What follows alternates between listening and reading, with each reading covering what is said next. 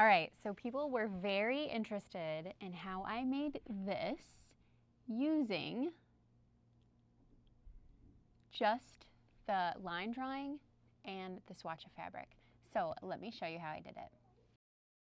So I wanted to show you how, with a brand new example of fabric, this is fabric that I just got at Hobby Lobby today. I've got this chiffon kind of silky fabric as well as a linen that I picked up from Hobby Lobby. By the way, Hobby Lobby right now has fabric for every single pattern that we have in this current collection. Remember that the patterns in our Woven Wonders collection are all $5 right now. So take a look at that. But let's use these examples of fabric so that we can mock up something really great. So we're going to start with the tambour top with our silky chiffon fabric here. And we're going to use Allegro bottoms to mock up a sample using this fabric that's in this like linen blend. In order to do this task of making a mock-up, I'm just going to be using the line drawings from my patterns, which are tambour and Allegro. So I'm using the tambour, and it's just the cover, the first page of the tutorial for each of these patterns for tambour and Allegro. In order to create this, the prompt I'm going to put in, and everybody's Chat GPT account is probably different, but I've used this so many times that this is the prompt that works for me. You might need to take some coaching or give it an example. So I'm going to say, using a photo of one of the things I've created already,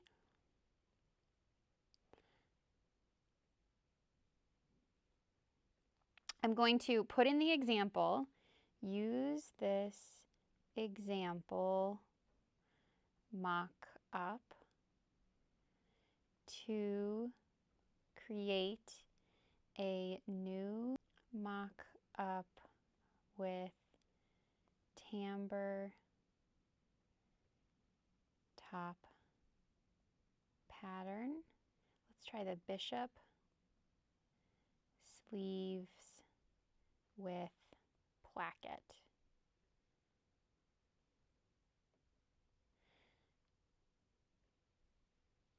So there's my picture. This is my example picture.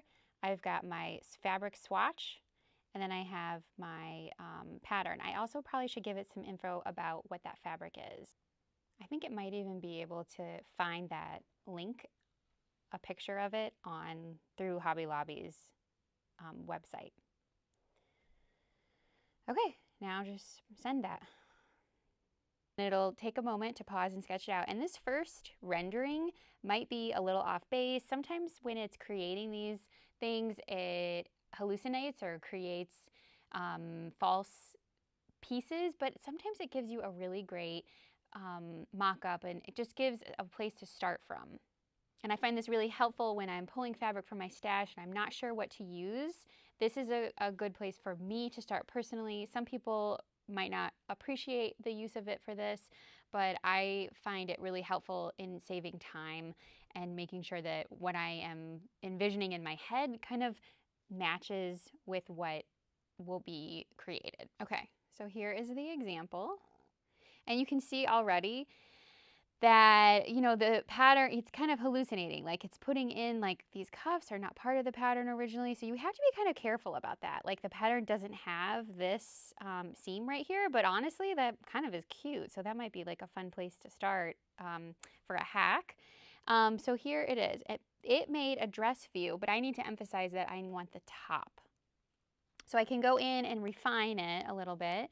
And sometimes it goes way off base, and sometimes it gives you something that's really useful. But you kind of have to play around with it a little bit. Okay, this is much better. There is still some weirdness with the way the placket is done here, but I think this is actually useful in terms of taking that fabric that I had and kind of envisioning. Now I'm deciding I don't like the way the fabric looks with this view. So maybe I won't use it for tambour top. Maybe I'll use it for something else. Okay, so I don't like the way that the chiffon looked with that version of tambour. So I'm going to give it an example And then I am going to put in the swatch of the fabric, and then I'm going to try it with Rhapsody. Let's see what Rhapsody looks like with this. So I'm saying use this example mock-up to create a new mock-up with Rhapsody pattern, short sleeves, shirt length. The fabric is a lightweight silky chiffon from Hobby Lobby.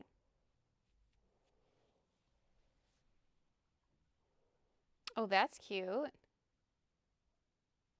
It didn't quite get the way that the join happens here for the blouse pattern, but this I think is, I like the way that this looks, I think better than with the timbre, at least with those big blousey bishop sleeves.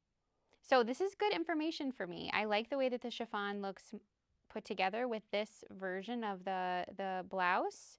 So I think I'm gonna go with that. So I did the same thing. I'm using the Allegro as an example, or I want to make a Allegro mock-up using the linen that I found from Hobby Lobby. So I just reformatted my prompt and it's working on it right now. Okay, this is close. We're still not getting the cuffs quite right.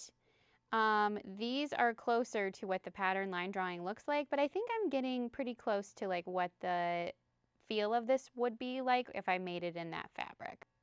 All right, I'm going to give it a little bit of feedback. I'm going to say to use the line drawing accurately and don't embellish or change anything. Also check the color levels because this mock-up looks more purple while the example fabric is a light blue. So I'm just giving it a little bit of more information so that it can develop and generate a picture that is a little bit more close to reality.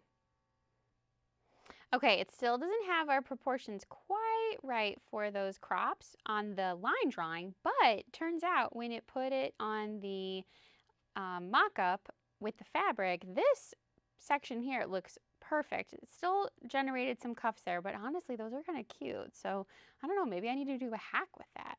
But look how cute those little pants are. I love it. And I think they'll be a perfect match with my little Rhapsody chiffon blouse. Cute.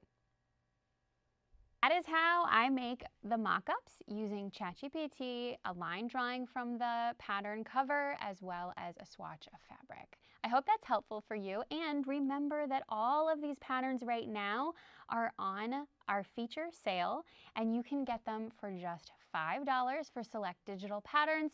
There's also a sewing course for those duet trousers, and the Rhapsody pattern is available in print. Happy sewing! See you soon. Bye.